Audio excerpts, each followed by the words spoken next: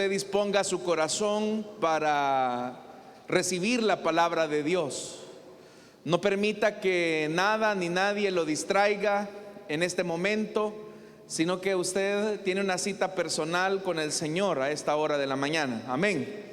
Vamos a darle gracias al Señor Padre que estás en los cielos.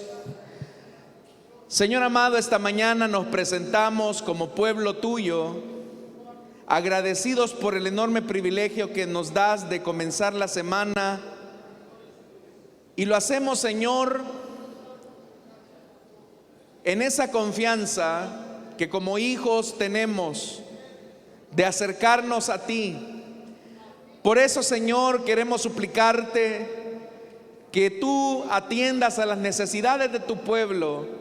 Sé que hay muchos hermanos y hermanas que están atravesando diferentes situaciones, pero yo quiero pedirte, Señor, que por el poder de tu palabra, tú obres a favor de cada uno de ellos. Ahora también te pedimos que nos instruyas por medio de tu palabra. Nosotros venimos necesitados de ti. Añade a tu iglesia los que has predestinado para salvación y vida eterna, de los que en este lugar, como de los que a través de la radio o el internet van a escuchar esta transmisión.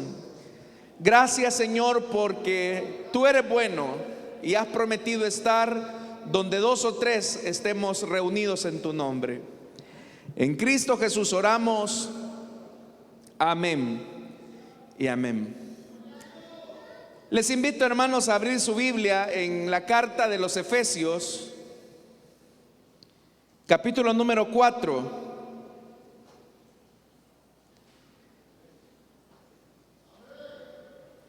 Efesios capítulo número 4, versículo número 17. La palabra de Dios nos dice: así que les digo esto y les insisto en el Señor, no vivan más con pensamientos frívolos como los paganos, a causa de la ignorancia que los domina y por la dureza de su corazón. Estos tienen oscurecido el entendimiento y están alejados de la vida que proviene de Dios. Han perdido toda vergüenza, se han entregado a la inmoralidad y no se sacian de cometer toda clase de actos indecentes. ¿No fue esta la enseñanza que ustedes recibieron acerca de Cristo? Si de veras se les habló y enseñó de Jesús según la verdad que está en él, con respecto a la vida que antes llevaban, se les enseñó que debían quitarse el ropaje de la vieja naturaleza, la cual está corrompida por los deseos engañosos, ser renovados en la actitud de su mente.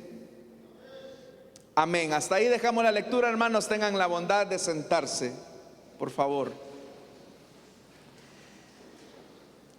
Hermanos y hermanas, es indiscutible que el campo de batalla de todos los seres humanos es la mente. Y en otras ocasiones hemos reflexionado acerca de lo que implica esta batalla por nuestra mente.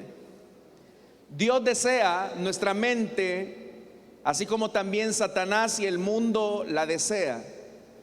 Por eso es que el ataque hacia usted se va a realizar en el campo de los pensamientos. Pero la mejor forma en que nosotros podemos contrarrestar los ataques del enemigo a nuestra mente y por lo tanto tener pensamientos que se oponen a la voluntad de Dios, es que entendamos que la vida de adoración y la vida de devoción implica una renovación continua de nuestra mente. A eso precisamente es a lo que se refería el Señor Jesús cuando, haciendo un recordatorio de la ley de Moisés, cuando en el libro de Deuteronomio se dice que el más grande mandamiento es amar a Dios con todo nuestro corazón, con todas nuestras fuerzas y con toda nuestra mente. Para nosotros, hermanos, el tema de la adoración casi siempre tiende a relacionarse con los aspectos emotivos que se puedan expresar a través de la alabanza. Pero muy pocas veces reflexionamos en que parte de esa adoración es que tengamos una mente transformada por el Evangelio y por el Señor Jesucristo. La razón de esto es porque la mente determina el comportamiento que cada uno de nosotros tenemos. Usted actúa como actúa porque piensa como piensa. La forma en que usted se dirige en la vida está condicionada por los pensamientos que usted cultiva. Entonces, esta mañana es importante que nosotros entendamos la enorme responsabilidad de cultivar nuestra mente de forma cristocéntrica y adecuada. La realidad de todo esto, hermanos y hermanas, es que nuestra mente es un enorme campo donde podemos cultivar pensamientos que honren a Dios, porque estos al final de tanto van a determinar nuestro comportamiento, nuestra forma de ser. Es decir, que lo que usted y yo hagamos está determinado o condicionado por la forma en cómo vemos la vida. Y todos acá, sin lugar a dudas, entendemos que la meta que tenemos como cristianos es llegarnos a parecer al Hijo de Dios, a Jesucristo. Su meta en la vida cristiana no es alcanzar un privilegio. Su meta en la vida cristiana no es tener mucho tiempo en una congregación. Su meta como cristiano no es parecerse a un hermano o una hermana que admira demasiado. Su meta como cristiano, como cristiana, es modelar en su conducta la imagen de Cristo. Pero la única forma en que usted va a poder proyectar la imagen de Cristo en su vida es que tenga una mente renovada o una mente cultivada por el Evangelio. A esto es a lo que en otras ocasiones le hemos llamado tener una mente cristocéntrica. Tener una mente cristocéntrica no significa tener conceptos adecuados del Evangelio, tener ideas correctas de la teología bíblica y escritural. Porque una persona puede tener los conceptos adecuados, la teología correcta, pero tener una vida incoherente con lo que dice creer. La mente cristocéntrica es aquella que se esfuerza por cultivar el pensamiento y hacerlo coherente con su conducta. Si no hay una coherencia entre lo que pensamos y hacemos, entonces caemos como en la condición de los fariseos, que sabían por un lado lo que Dios esperaba de ellos, pero ellos tenían una conducta contradictoria hacia Dios y hacia la ley. Este pasaje que hemos leído es importante porque nos establece ciertos elementos que son fundamentales para cultivar nuestra mente y así labrar la imagen de Cristo en nuestra conducta. El versículo 17 comienza diciendo: así que les digo esto, les insisto en el Señor.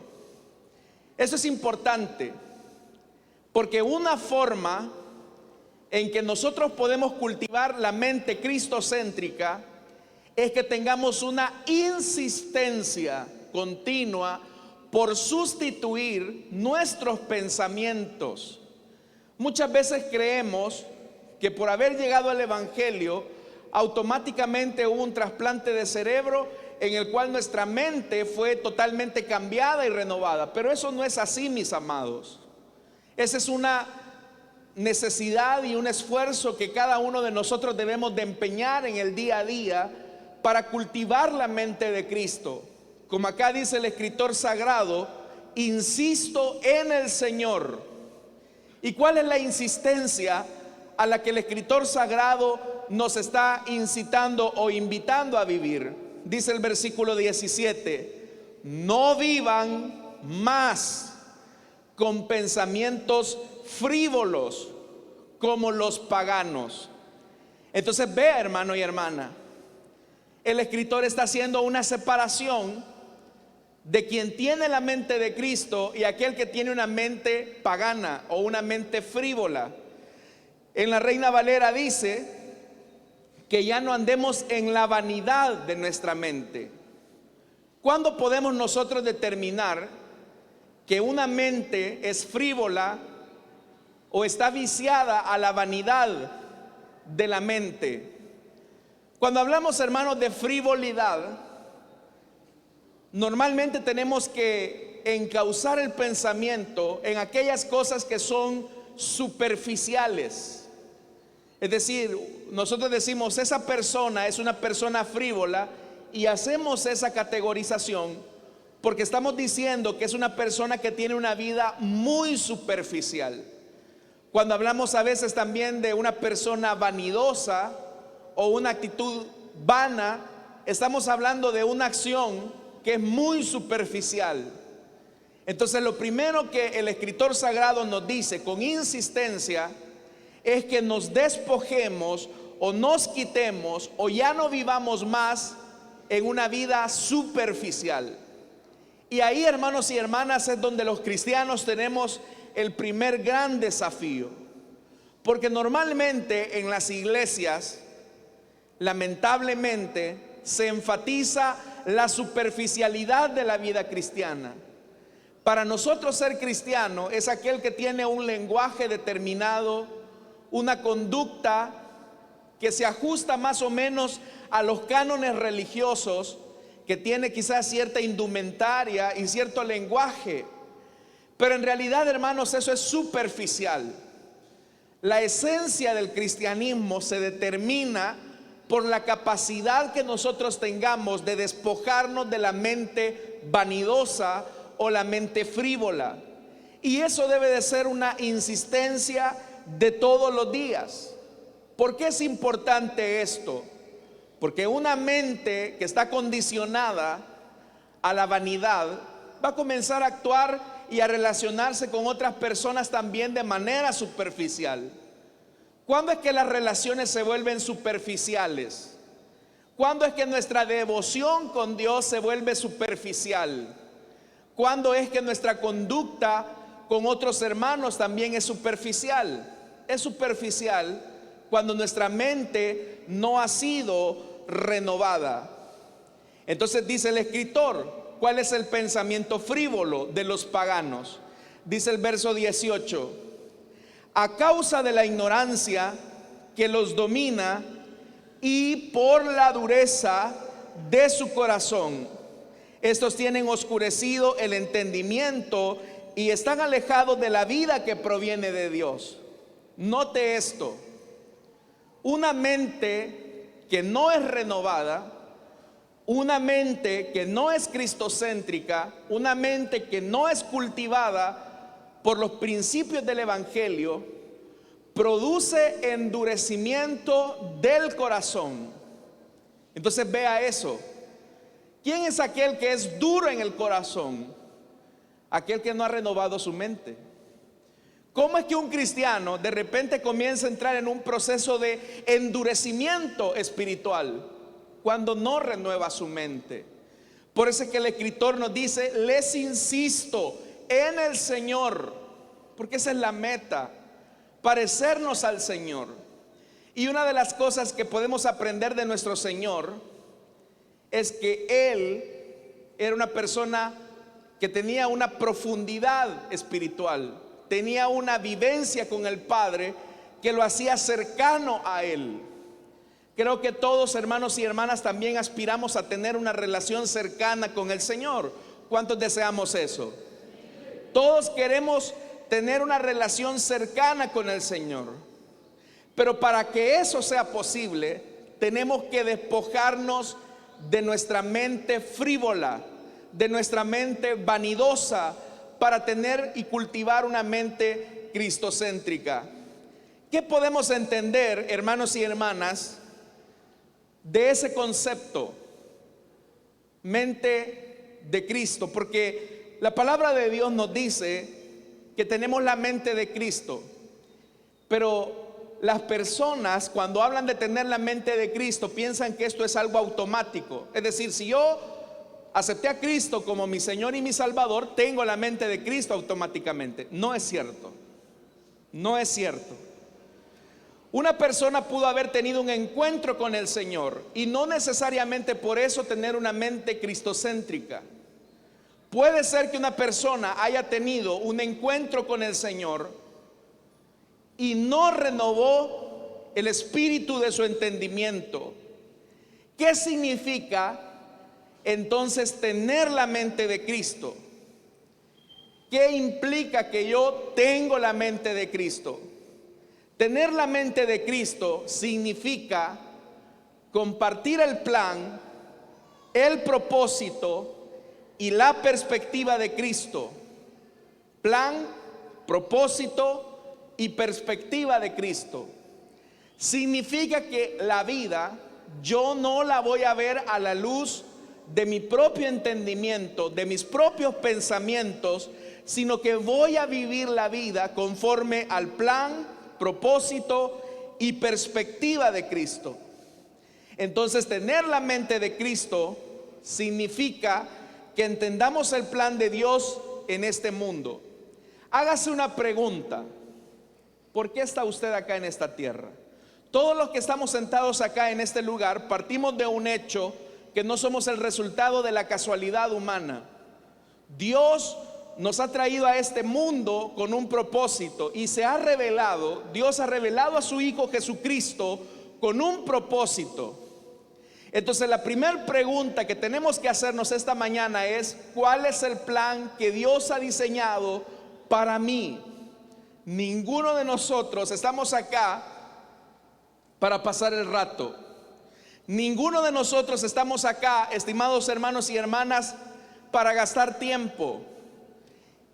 Fíjese algo: una persona frívola, superficial, es alguien que da la vida por sentado. Y es como los impíos, como dijo Jesús: comen, beben, se dan en casamiento y no saben que de repente vendrá sobre ellos destrucción repentina. Es decir, todo lo que hacen en la vida lo hacen en función de sus propios reinos. Viven la vida haciendo cosas normales sin tener en cuenta a Dios. El cristiano que tiene la mente renovada, el cristiano que tiene la mente cristocéntrica, hace todo bajo la perspectiva del plan de Cristo para sus vidas. Entonces, por ejemplo, el cristiano que vive desde esa perspectiva entiende que el tiempo que tiene es limitado. Sabe que el Señor está pronto en su venida. Sabe que el Señor le ha prestado la vida por un corto tiempo en esta tierra y que por lo tanto tiene que aprovechar cada momento de su tiempo y de su vida para hacer la voluntad de Dios. ¿Sabe algo, hermano y hermana? Esto Jesús lo enseñó de una manera tan contundente en los evangelios. Jesús sabía que su ministerio público iba a durar 3 años y medio aproximadamente. Y por lo tanto, Jesús no desperdició ni un solo momento de su tiempo. Es más, Jesús mismo dijo: mi Padre y yo trabajamos. Es decir, que Jesús no se daba el tiempo, o más bien dicho, no permitía la irresponsabilidad de perder el tiempo. Muchas veces, lamentablemente, tenemos nociones del valor de la vida, a veces cuando nos encontramos ante la pérdida de un ser amado. Muchas veces valoramos la vida solamente cuando estamos quizás batallando con una enfermedad que nos ha postrado en la cama de un hospital. Y es ahí cuando vemos la fragilidad de la vida. Pero mientras a veces no tenemos esos momentos de enfermedad, de pérdida, esos momentos en los que vemos a una persona que está batallando por la vida en la cama de un hospital, muchas veces no somos sensibles del valor de la vida. Y esto suele ocurrir muchas veces en la juventud. Los jóvenes dan por sentado que la vida la tienen por delante. Pero nosotros debemos de ser conscientes, si vivimos bajo la perspectiva y el plan de Dios y tenemos la mente de Cristo, que nuestro paso por esta tierra es temporal. Y por lo tanto debemos de hacer de cada día de nuestra existencia un día que valga la pena haberlo vivido. Entonces la pregunta es, ¿en qué desperdicias tu tiempo? Quien tiene una mente superficial y no la mente de Cristo, se queja de las cosas que no tiene y que quisiera tener. Son las típicas personas que dicen, ¿y por qué nací en El Salvador? ¿Y por qué no nací en tal familia?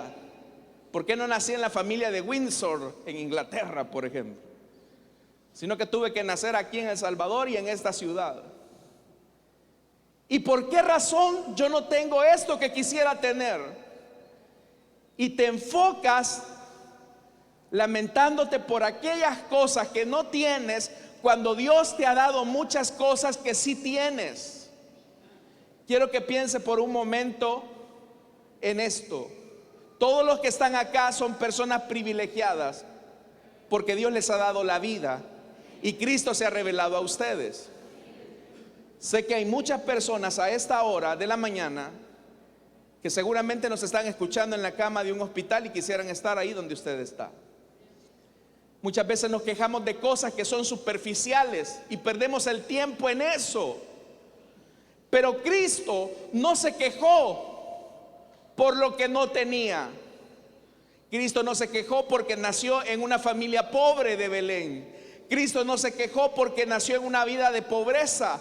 Cristo no se quejó por las situaciones difíciles que tuvo que enfrentar en la vida, porque su vida la veía la perspectiva de un plan mayor, que era el plan de su Padre. Jesús sabía que iba a estar acá en esta tierra 33 años y que el último año de su vida lo iba a pasar colgado en una cruz. El último momento en esta tierra lo iba a pasar en un madero. Nosotros debemos de entender algo. Nuestro paso por esta tierra es temporal. La pregunta es si tú le das sentido a tu existencia, si la vida que estás teniendo es una vida superficial que de verdad valió la pena haberla vivido. Y acá, hermanos, es donde se vuelve importante que te hagas la pregunta: ¿cuál es el legado que le estás dejando a la humanidad? Porque si vamos a tener una mente cristocéntrica y tú vas a tener una vida que se rige por el plan de Dios en este mundo, la pregunta es: ¿qué legado le vas a dejar a este mundo, a la causa de Cristo? Si tú me dices esto, mira, oiga pastor, mire, yo soy profesional, he hecho esto, he conquistado esto, tengo estos bienes y he logrado estos elementos. Gloria a Dios por eso. Te animo a que te sigas superando. Pero no estás haciendo nada que sea diferente a lo que hace un pagano o un ateo. Si lo que tú estás haciendo es similar a lo que hace un pagano o un inconverso, ¿cuál es el legado que le vas a dejar a la próxima generación? ¿Sabe que ahí hay una gran diferencia entre herencia y legado? Porque la herencia es algo que le dejamos a la siguiente generación, pero el legado es una huella y es un sello que va a tener la siguiente generación por mucho tiempo. Puede ser, hermanos y hermanas, que tu vida deje de existir en esta tierra, pero la memoria de tus hechos va a inspirar a la siguiente generación a ser como tú o a no ser como tú.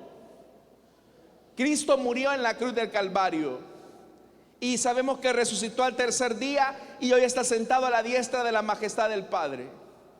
Pero aunque físicamente Cristo ya no está con nosotros físicamente, su ejemplo y su vida nos sigue inspirando todos los días para ser como Él. ¿Cuántos queremos ser como Él?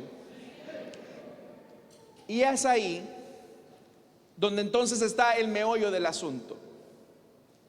¿Qué ejemplo le vas a dejar a la siguiente generación? Por eso el Señor dice: miren, hermanos, se vuelven duros de corazón cuando siguen teniendo pensamientos frívolos. ¿Y qué es una frivolidad en la vida?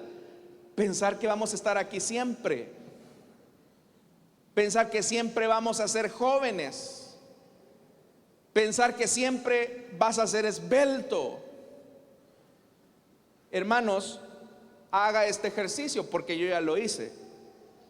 Vea una fotografía suya de hace 10 o 15 años. Algunos ya se comenzaron a reír, ¿verdad? Y hay diferencias sustanciales. Algunos el cabello ya se les comenzó a emblanquecer. A otros ya ni tienen cabello. Otros ya no tienen el cuerpo de aquella lozana juventud. Se acabó. Así es la vida. Va pasando, es pasajera. La pregunta es: ¿qué elemento significativo estás haciendo por el Señor mientras tienes la vida? ¿Sabe que no hay cosa más triste que una persona se esté despidiendo de esta tierra y se vaya con remordimientos en el corazón? Qué triste es para un hombre tener que despedirse de su familia y saber que no fue un buen padre, saber que dedicó su fuerza y su existencia a otras cosas, pero nunca a las cosas importantes de la vida. Qué triste es darse cuenta que al filo de nuestra existencia nos damos cuenta que pudimos haber hecho algo más por Dios mientras Dios nos dio la oportunidad. Entonces, hermanos, Dios desea que renovemos nuestra mente, y lo primero que tenemos que entender es: bueno, yo tengo un tiempo para estar en esta vida. ¿Cuánto tiempo va a ser? Yo no lo sé. Probablemente Dios te conceda a ti largura de años, probablemente sí, probablemente no. El punto es: ¿qué estás haciendo con tu vida? Porque si tú eres simplemente de los que amanecen y dicen: bueno, me toca trabajar, me toca hacer esto, me toca hacer lo otro, estás teniendo una vida de inercia. Pero ¿sabes algo? Tu trabajo y todas las ocupaciones normales que tenemos en la vida pueden ser cristocéntricas. Tu trabajo, tu función como padre, tu rol como esposa, tu rol como esposo puede ser hecho a la luz de la mente de Cristo. Tú puedes modelar a Cristo en lo que haces. Puedes modelar a Cristo en tu consultorio, puedes modular a Cristo en tu taller, puedes modular a Cristo en tu aula, puedes modular a Cristo en tu tienda. Lo importante es que dejes una huella significativa, digna de ser recordada, así como tu maestro. Que tu vida haya valido la pena. El siguiente elemento, hermanos y hermanas, es el propósito. Debo de entender que en la vida yo no puedo hacerlo todo. Podemos tener la mejor intención de servir al Señor, pero yo no lo podré hacer todo. Yo no podré ser misionero, yo no podré ser profeta, yo no podré ser pastor, yo no podré ser evangelista, no podré ser presidente, no podré ser maestro, no podré ser ministro de alabanza. Pero Dios a mí me ha pedido una sola cosa, y eso se llama propósito, y eso se llama enfoque. El diablo y el mundo van a tratar la manera de desenfocarte, y hay varias formas en las cuales el mundo y el diablo puede desenfocarte.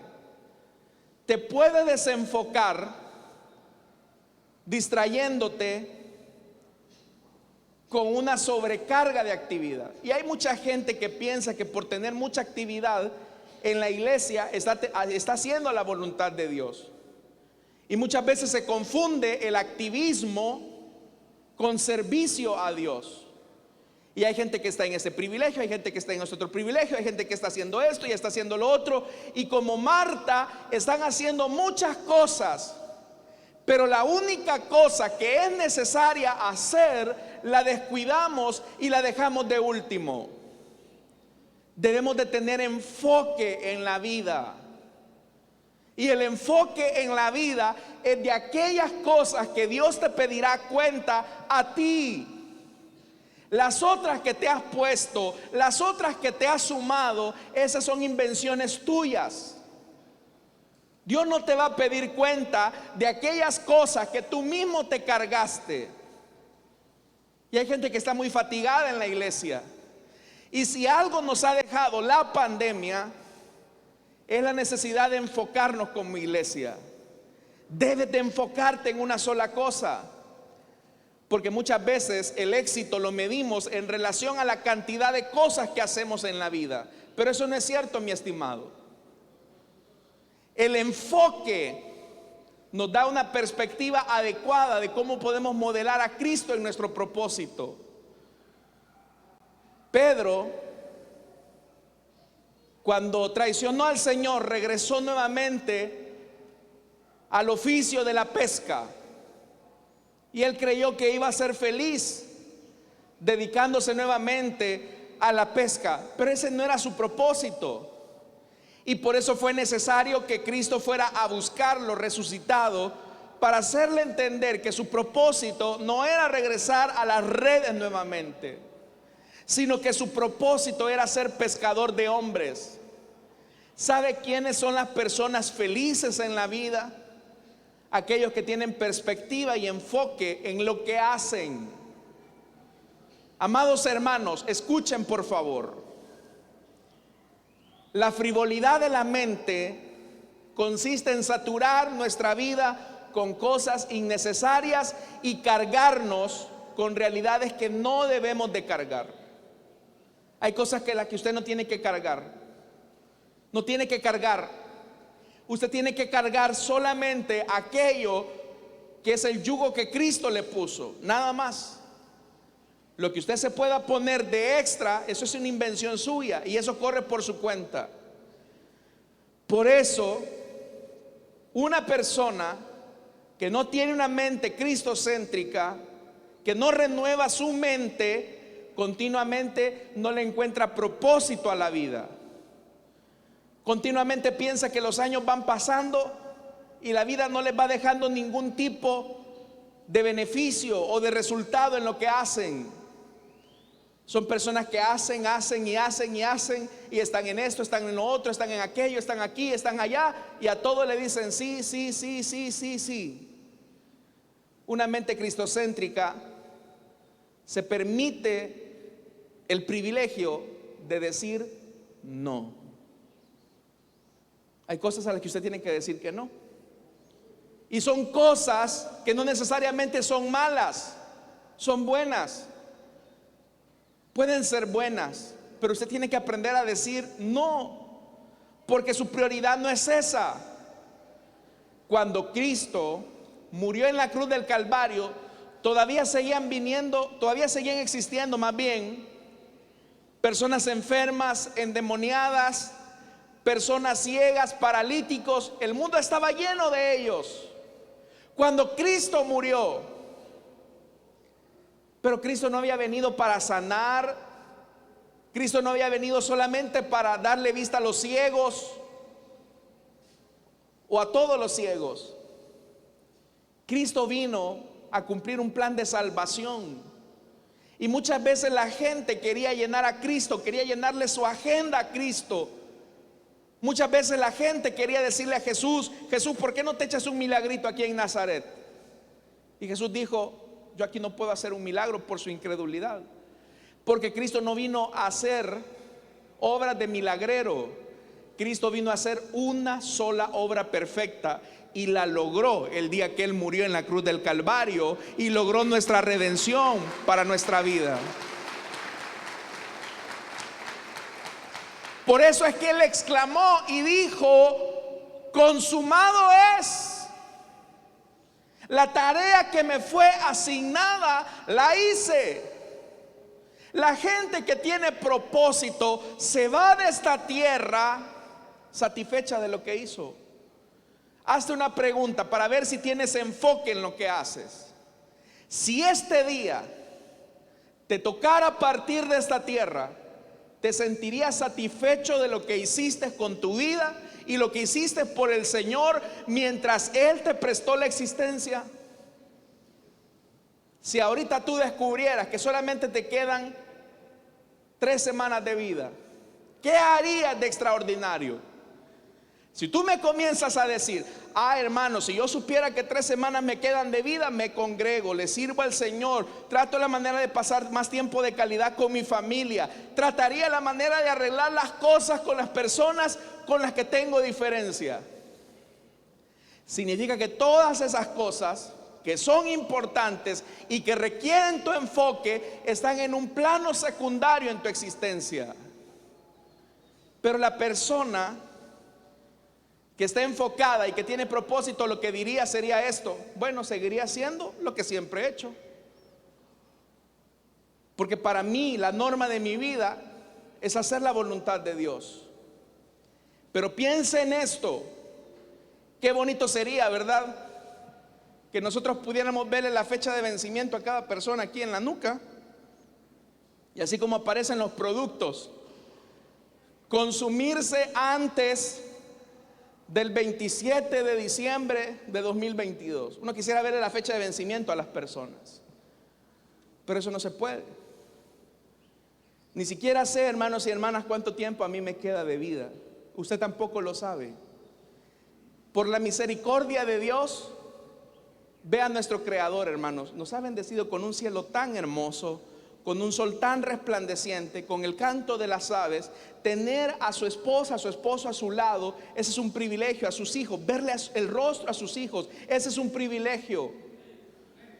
Esos niños que hoy andan corriendo en los pasillos de su casa y que usted le dice: ay, mono, cálmate, le dice usted quizás. Qué chiquillo más molesto. Ese niño un día va a crecer y se va a ir de casa y ya no estará todos los días con usted. Por eso aprovecha cada oportunidad que Dios te da de disfrutar la vida. Disfrútalo. Si Dios te ha dado carne, no te quejes porque no tienes pollo. Si Dios te ha dado huevitos, no te quejes porque no tienes queso. Todo lo que Dios nos ha dado debe de ser causa y motivo para darle gloria al Señor que nos dio esa bendición.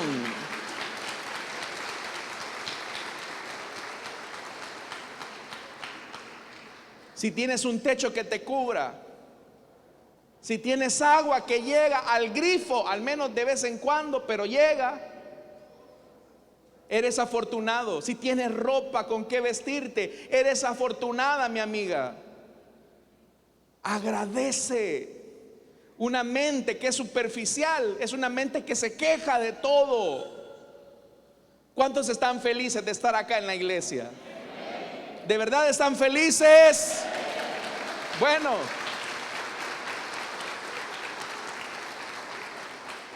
el que está feliz no se queja de la silla donde está, no se queja del hermano que está a la par, no se queja de quien está atrás, no se queja de el polvo en el estacionamiento. El que es feliz sabe y agradece. Entonces vea, despojémonos de la mente frívola. Verso 20. ¿No fue esta la enseñanza que ustedes recibieron? ¿Acerca de quién? De Cristo. Si de veras se les habló y enseñó de Jesús según la verdad que está en él, oiga, con respecto a la vida que antes llevaban, se les enseñó que debían quitarse el ropaje de la vieja naturaleza, la cual está corrompida por los deseos engañosos.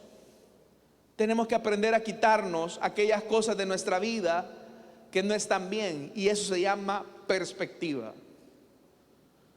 Tener perspectiva es tener un ángulo perfecto de tiro. Muchas personas, aparte que desperdician su tiempo, no tienen una perspectiva adecuada acerca de Cristo. Muchas personas piensan que el evangelio es una vida libre de sufrimiento. Muchas personas creen que la vida cristiana es un camino de rosas sin espinas. Muchas personas piensan que el evangelio es una vida solamente de risa y risa. Pero la vida cristiana muchas veces también supone sufrimientos, tristeza, dolor. Pasar por nuestro monte de los olivos, donde nos encontramos completamente solos y sin nadie que nos acompañe. A veces tenemos que estar solos, mis amados. A veces, en la perspectiva de Dios, necesitamos estar en soledad con Él para volvernos a enfocar en una mente cristocéntrica. Muchas veces, hermanos y hermanas, tenemos la idea de que Dios está a nuestro servicio y vemos a Dios como un tipo fabuloso, como el gordo de Navidad al que trae regalos a los niños que se portan bien. Otros quizás ven a Dios como el genio de la lámpara de Aladino, que con una frotadita en oración y me viene lo que pido. Y con esa falsa enseñanza de declaro, confieso, declaro que este Mercedes-Benz que no tengo va a ser mío. ¿De dónde? Confieso que me voy a hacer bonita, dice la hermana. ¿Y de dónde? Si ya es linda. Ya van ustedes. El punto es que no se trata de confesar, declarar, ordenar o decretar. La vida cristiana no se trata de eso. La vida cristiana no se trata de que Dios obedezca mis caprichos. La vida cristiana se trata de una vida rendida en obediencia a su perfecta voluntad, porque eso me da perspectiva. Entonces, la perspectiva de Dios es que a veces nos va a decir: sí, te bendigo, sí, te concedo, sí, te lo permito, sí, te lo doy. Pero otras veces Dios dirá: no. ¿Y por qué? ¿Por qué no? Y por eso Dios es malo, porque nos dice no. Dios es malo porque nos dice no. Hágase la pregunta: cuando usted le dice no a su hijo o a su hija, ¿es porque es malo o es porque es mala como madre? No. Papi, préstame la llave del carro, quiero jugar. Y es un niño de 10 años. ¿Usted le prestaría la llave de su vehículo a un niño de 10 años? Usted le diría no. ¿Qué pasaría si de repente su nena le dice: mamá, dame un galón de combustible porque quiero jugar a la cocinita con mis amigas? ¿Usted qué le diría a su niña? No. ¿Por qué? Porque usted sabe lo que su hijo o su hija necesita y aquellas cosas que le harán bien. Y muchas veces quizás su hijo le va a hacer un berrinche: ¿por qué? Que vos no me querés, papá, vos no me amás, te odio. Cosas como esas. Pero por el amor que usted le tiene a su hijo, usted le enseña a su hijo a decirle no. Muchas veces también Dios nos va a decir a nosotros no, para que tengamos una perspectiva adecuada de cuáles son sus planes. Puede ser, hermano y hermana, que Dios te diga no en este momento, y más adelante tú entiendas la perspectiva de por qué Dios te negó algo. Lo que ahora tú no entiendes, lo entenderás después, le dijo Jesús a su apóstol.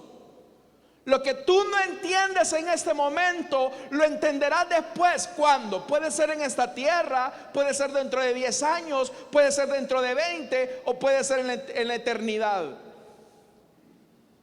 Pero que Dios nos diga no, no significa que Él no te ame. Que Dios te diga no, no significa que no estás en su corazón y en su mente. Para Dios, tú eres su hijo e hija amada, y ese no te será de bendición.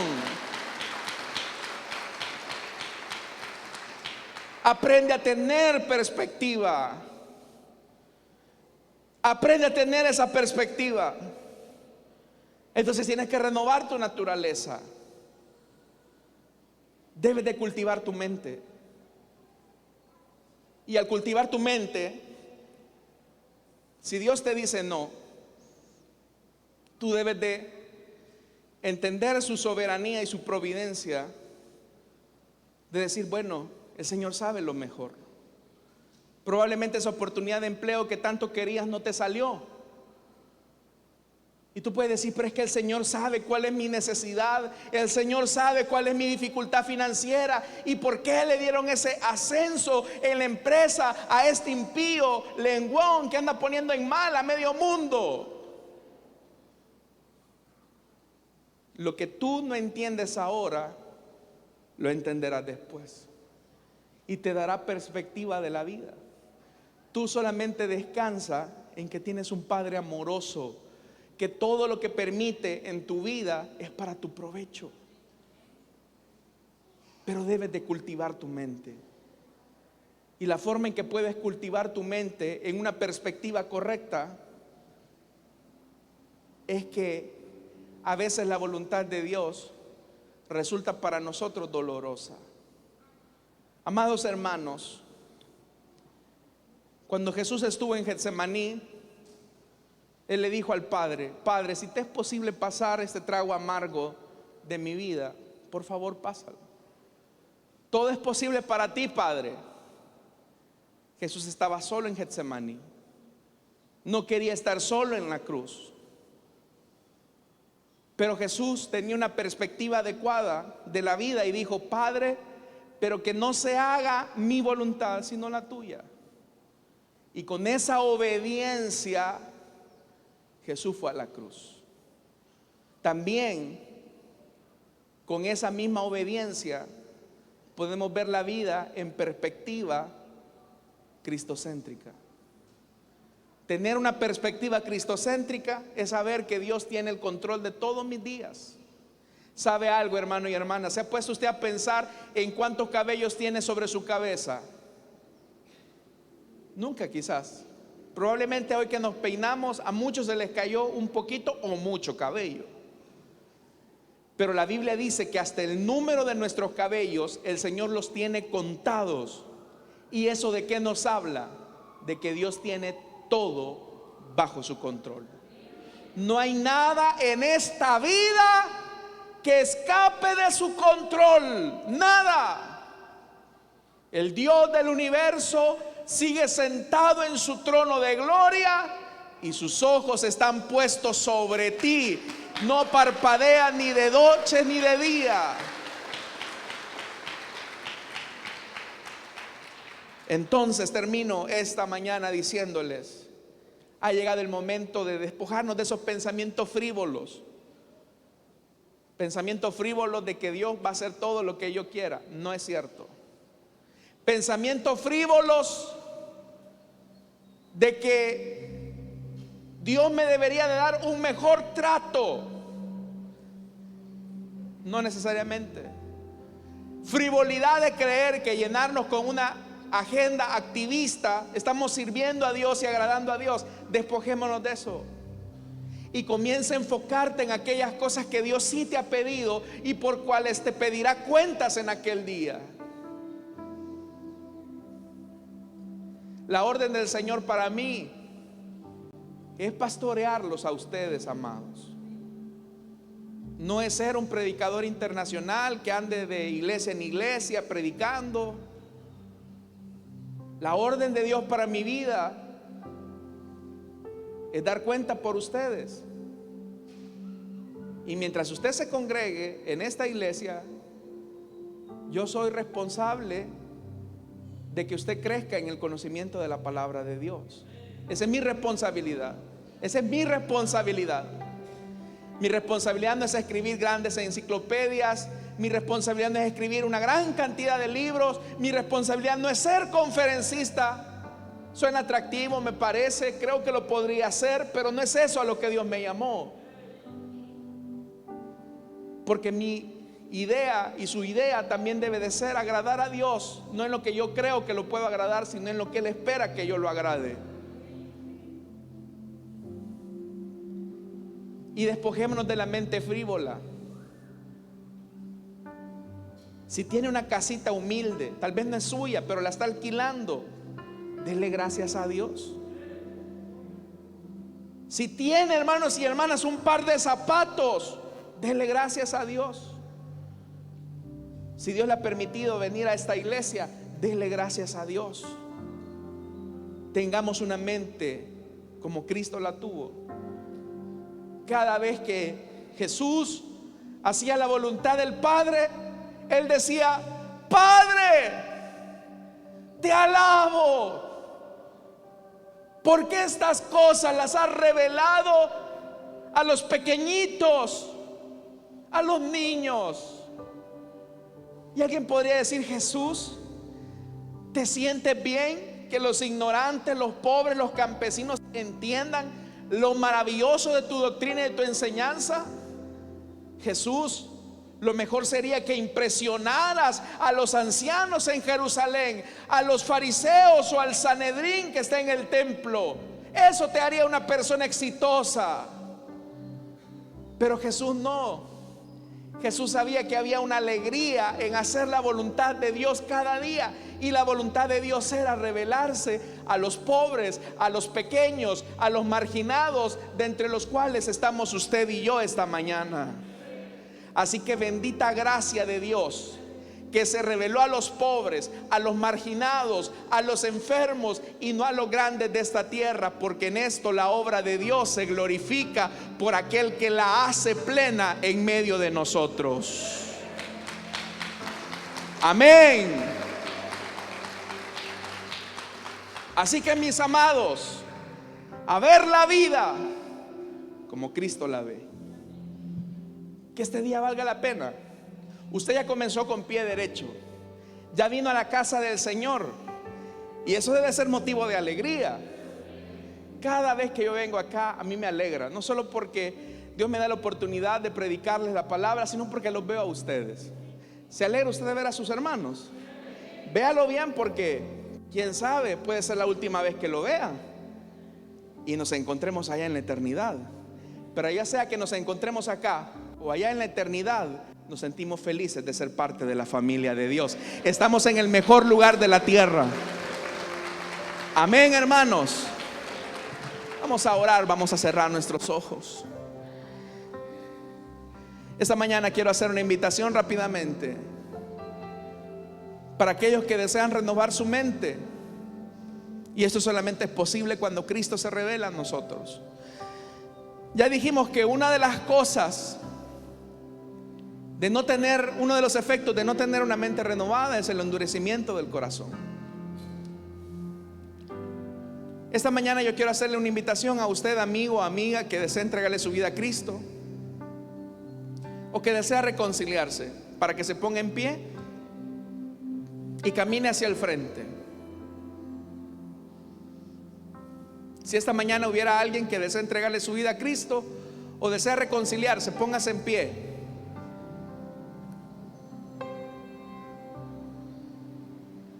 ¿Habrá alguien?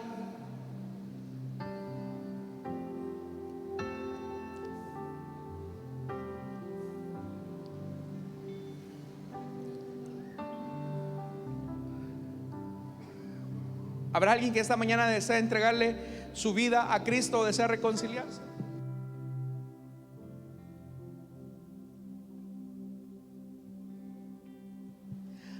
¿Habrá alguien?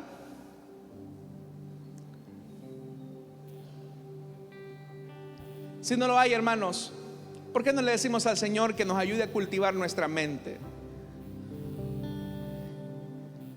Le invito a que se ponga de pie y se una conmigo a este clamor al Señor. Póngase en pie, hermano. Vamos a decirle al Señor a través de este canto que Él cultive nuestro carácter.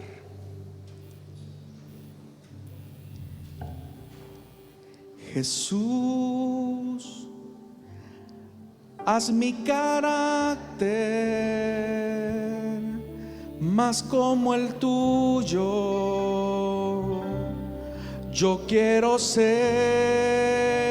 una vez más, Jesús, haz mi carácter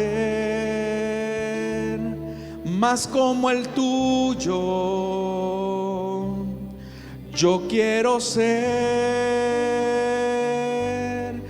porque en esta vida hay cosas que pasan que yo no entiendo, porque yo quiero demostrar tu amor a cada instante. Oiga esto, hermano: hazme hacer tu voluntad.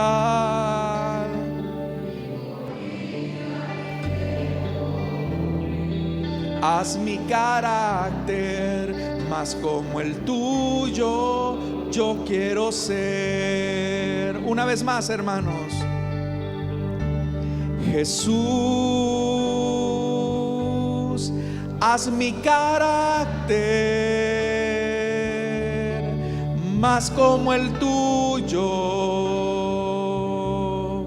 Yo quiero ser de lo más profundo de su ser. Jesús, haz mi carácter más como el tuyo. Yo quiero ser, porque en esta vida hay cosas que pasan que yo no entiendo, porque yo quiero demostrar tu amor a cada instante. Hazme hacer tu voluntad.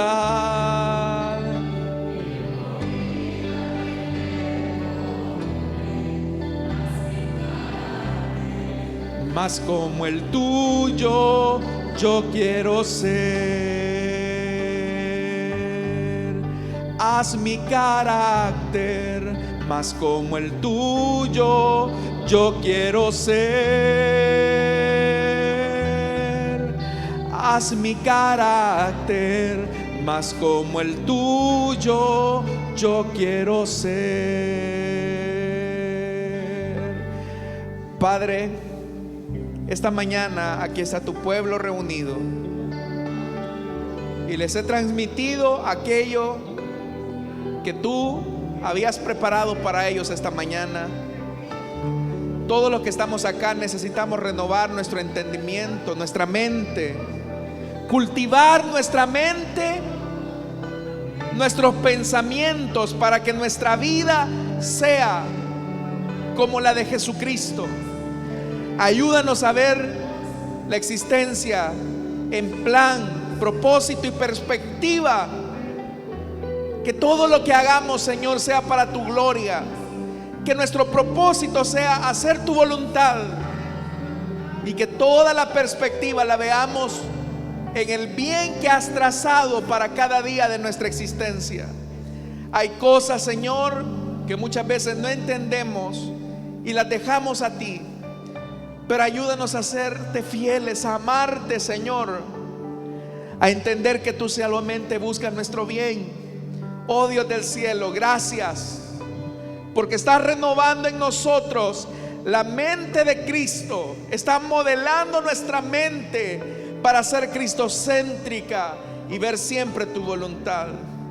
Te alabamos, Señor, y te bendecimos. A ti sea toda la gloria y la honra. Oramos por nuestras ofrendas y nuestros diezmos.